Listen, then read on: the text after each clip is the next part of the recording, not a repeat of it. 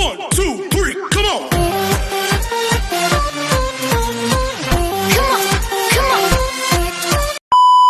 Hello beautiful people! Welcome back to my channel. This is your Mama Sam. Hello mga amigo, amiga, kumare at kumpare. Kamusta kayong lahat? Sana lahat po kayo ay okay at safe ngayong araw na ito. At syempre ko naman ang tatanungin nyo, nakikita naman ninyo ang beauty ng Mama Sam ninyo. Fresh overload pa rin, diba? Ganyan talaga kapag umiinom ka ng maraming vitamin C, plus kumakain ka ng maraming banana. Dahil sa banana, mas nakakaloka ang ganda ng Mama Sam ninyo. Charot! So, kamusta naman kayong lahat? Sana lahat kayo ay okay na okay ngayong araw ng Friday. So, happy Friday sa atin lahat ng bonggang-bongga. At hindi lang yan, syempre gusto ko rin magpasalamat sa walang sawang tumatangkilik dito sa Mama Sam Vlog, araw-araw, lagi-lagi. Maraming salamat po sa pagmamahal at support na binibigay ninyo. At hindi lang yan, pati syempre sa mga makasolid na makamamasang dyan na talagang laging tumututok dito. Maraming salamat guys sa inyong lahat. Kaya naman ngayong araw na to, marami akong atid na chika sa inyo na talaga naman, oh my gosh, so magtataas ang kilay ninyo ng bonggang-bongga sa mga pag-uusapan natin ngayon. Kaya guys, wag na nating patagalin ang ating mga chika. So, para sa una nating chika, Miss Asia Pacific International, magaganap nga this coming October 10 sa Cebu, Philippines. Anong chika mo dito, Mama Sam? Well, ang chika ko dyan ay bongga. Yes, bongga yan dahil ngayong October na ang kanilang coronation night sa Pilipinas. So, doon sa mga nagtataka, bakit ba sa Pilipinas ginaganap ang Asia Pacific? Noon pa man, sa Pilipinas talaga ginagawa ang Miss Asia Pacific at talaga masasabi ko isa to sa mga inaabangan ko talagang pageant taon-taon. Yes, kaya I'm so excited sa mga mananalo ngayong taon na to dito sa Asia Pacific. Yes. Dahil nga, kung sino man yung ilalaban natin dyan. Last year si Anita Rose. So, this year, hindi ko alam. Depende pa sa, sa Miss Grand Philippines, di ba? Doon kinukuha yung winner. And then, ayun, malalaman natin. But looking forward talaga ako kung sino yung magiging next pambato natin dyan. Dati yan, nasa mutya ng Pilipinas eh. Kung sino yung mananalong mutya ng Pilipinas, siya yung ilalaban sa Miss Asia Pacific Quest pa noon. And then, ayun, talagang super tutok talaga ako sa panonood nun kasi alam mo yon, parang kasing dati ilan lang naman ang pageant sa Pilipinas. Meron tayong Binibining Pilipinas and Mutya ng Pilipinas. Tapos yung Mutya ng Pilipinas, ayun nga, Asia Pacific pa siya. Dalawang pageant lang na talagang aabangan mo taon-taon. Ayun. Tapos nadagdag ang Miss Earth Philippines. Ayun, kaya naging tatlo siya. Mutya ng Pilipinas, Miss Earth Philippines, and then, ayun, Binibining Pilipinas. Hanggang sa, ayan, na dumami yung pageant, nakakaloka na, di ba? Pero syempre, looking forward pa rin ako sa mga pageant na katulad ng Binibining Pilipinas, Mutya ng Pilipinas, Miss Grand Philippines, Miss World Philippines, and then, ayan, so, meron tayong Miss Universe Philippines, o baka sa susunod may Miss Cosmo Philippines na may supranational Philippines. Yung supranational, no, talagang hindi talaga nila nabukod, no? Ewan ko ba kung bakit. Anyway, so, congratulations pa rin sa Miss Asia Pacific International. So, good luck. Ito na yung ikatlong taon na mula nung nagbalik ang Miss International, Miss Asia Pacific. Ito na yung ikatlong taon nila. So, congratulations. At para naman sa sumunod natin, chika, ito ang dapat mong abangan dahil national costume competition dito sa Miss Universe Philippines magaganap na. Yeah. Nagtataka ako, sabi ko, bakit ganun? Parang walang national costume competition. So, meron siyang national costume na magaganap sa Urdaneta, Pangasinan. Yes, this coming April 16 natin mapapanood ang national costume and then 6 p.m. ng hapon. Hindi ko alam kung katulad din ba to sa ginagawa nila noon na music video. Kasi di ba dati music video tapos ayun, ganun. Ako mas gusto ko na sana magkaroon talaga ng competition, yung parade of national costume. So ano ba naman yung pagsuotin nila ng national costume yung mga candidates pagkatapos palakarin nila isa-isa, yung i-present ba para mas bongga. Ayoko yung music video na ginagawa nila na parang parang nag-effort yung mga kandidata, nagpatahi ng mga national costume, tapos ang ending, gagawin lang naman palang music video. Sana ngayon, ang gawin nila, competition talaga, para mas bongga, mas panalo, di ba? So, itong national costume, hindi talaga to nawawala sa mga pageant. Kasi katulad nga sa Miss Universe, di ba tayo ang nagwaging national costume. Yung kay Atisa Manalo na ang ganda-ganda. Diyos ko, nakita ko siya in person. Sobrang ganda talaga nung national costume na yun. At parang feeling ko na-enjoy talaga ni Atisa. At congratulations, di ba? So, yan. And ayan, abangan ninyo April 16, 6 p.m. Syempre sa YouTube channel. Aha. At para naman sa sumunod na chika, eto nga, So, after kasing magsalita ni Atisa Manalo sa social media, sa mga interviews niya about Miss Cosmo happen, ang hindi ko maintindihan bakit nagre-react ang lahat. At isa na nga dito sa nag-react kay Atisa Manalo, syempre ang honor ng Miss Cosmo, and then sinundan ng ayan, ni Miss Cosmo Venezuela 2024. Ang sinasabi niya, speak about Atisa Manalo Miss Cosmo Philippines 2024. Sabi ni Miss Cosmo Venezuela na hindi daw makamove on, no? Hindi daw niya alam kung traumatized ba si Atisa Manalo sa mga nangyari sa kanya dito sa Miss Cosmo. Pero ang total suma ng sinasabi niya, parang gano'n naman daw si Atisa, lagi daw may complain kapag hindi na nanalo. So parang sinabi niya, siguro nag-expect siya na mananalo siya sa pageant after daw niyang mag-rest bago daw ang final. So talaga tong mga candidates, no, mga plastikere, no. Sa totoo lang, sa nakikita ko sa mga kandidata talaga, especially sa batch ni Atisa, ay naku, ang daming plastikera diyan. Ang dami talagang inggitera na taga Venezuela kay Atisa. Yung parang pag nagsasalita si Atisa sa kanila, laging big deal. So, for sure, yung mga taga-Venezuela, ayaw nila kay Atisa Manalo. So, yon. Kasi nga, di ba, sa tuwing nagsasalita si Atisa, parang laging big deal sa kanila. Lagi silang may reaction. Katulad na lang na sinabi niya, kasi birthday kasi ng, ng nanalong Miss Pwede mo naman sabihin joke-joke yun ni Atisa. Pero ginawa nilang big deal yun. Sinabi nila na, queen ka, ganyan ka magsalita. Pagkatapos, ganun din yung, ayan na nga, di ba, parang na-aksidente si Atisa, tapos parang hindi daw makamove on si Atisa. Ano yan, nag-expect ba na mananalo si Atisa talaga sa Miss Cosmo? May hitawa pa.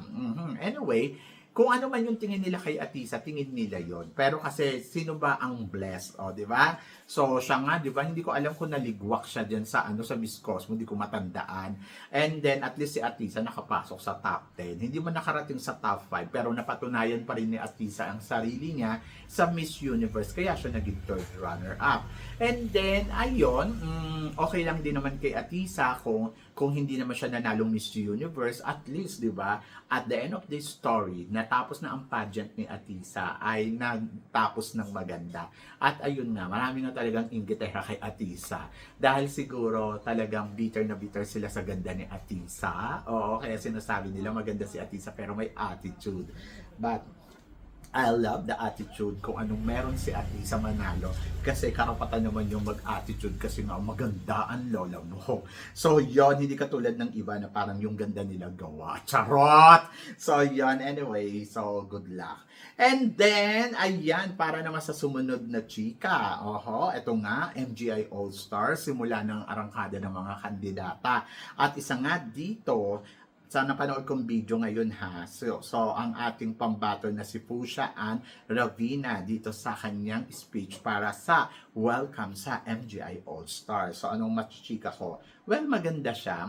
Baklang-bakla yung dating. Ganon ang masasabi ko. Pero isa siya sa mga inaabangan ko kasi panalo ang lola mo. So, mas parang feeling ko mas nag-grow ng bonggang-bongga itong si Pusha bilang Miss International Queen.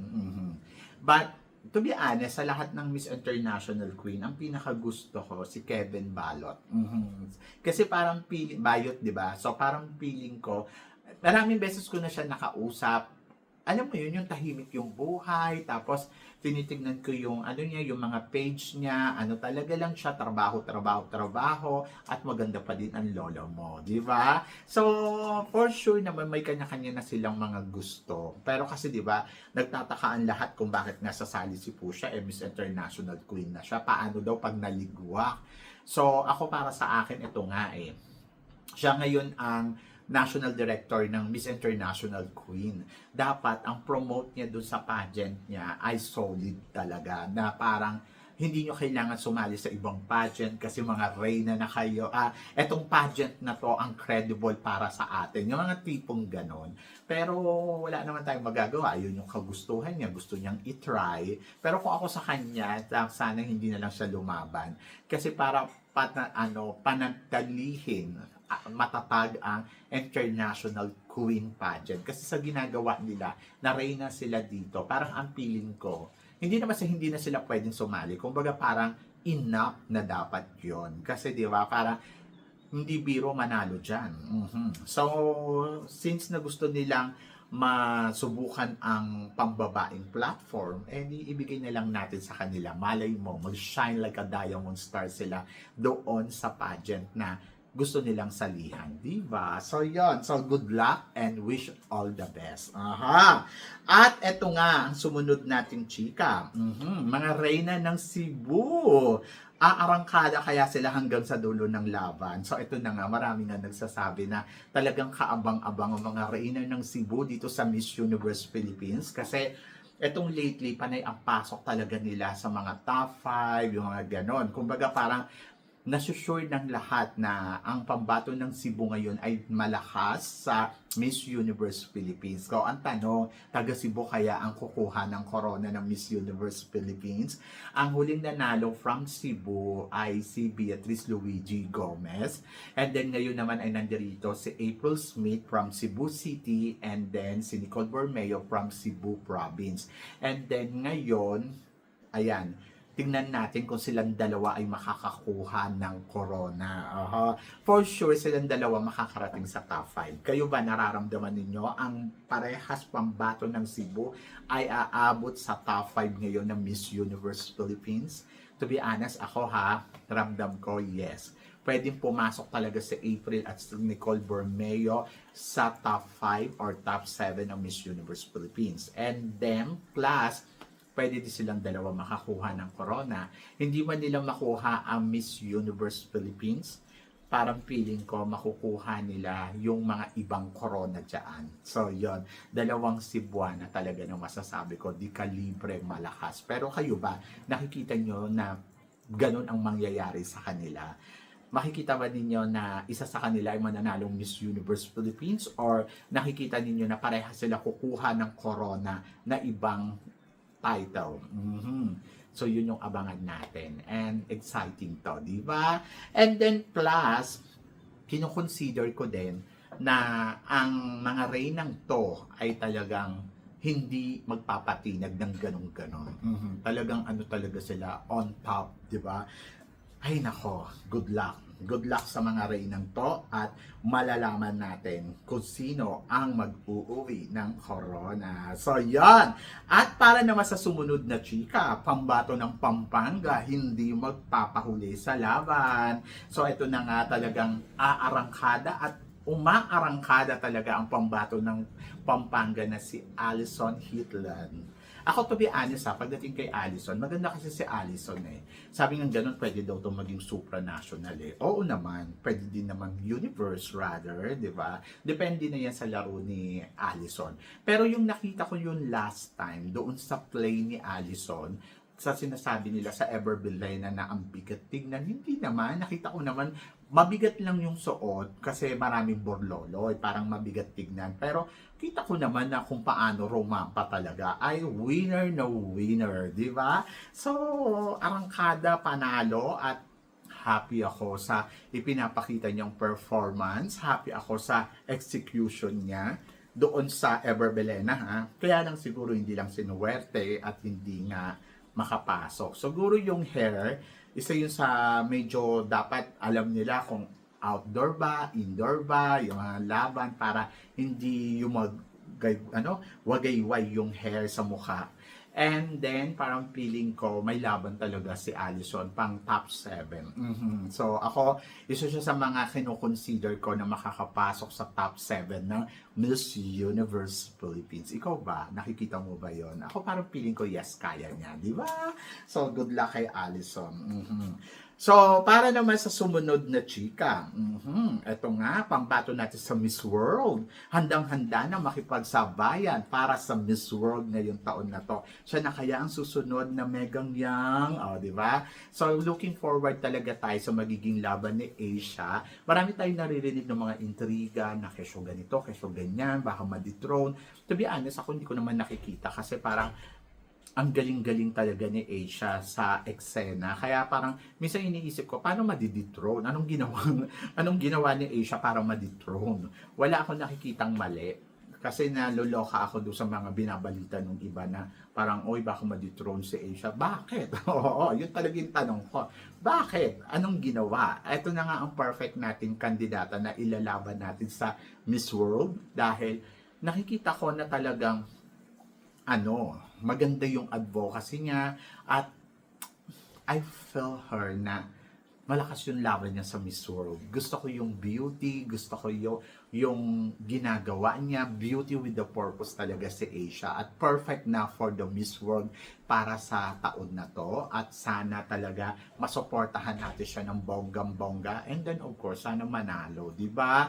So looking forward ako kung ano ang pasabog na gagawin ni Asia sa Miss World ngayong taon na to. Pero ikaw ang tatanungin ko, tingin mo kaya manalo ni Asia?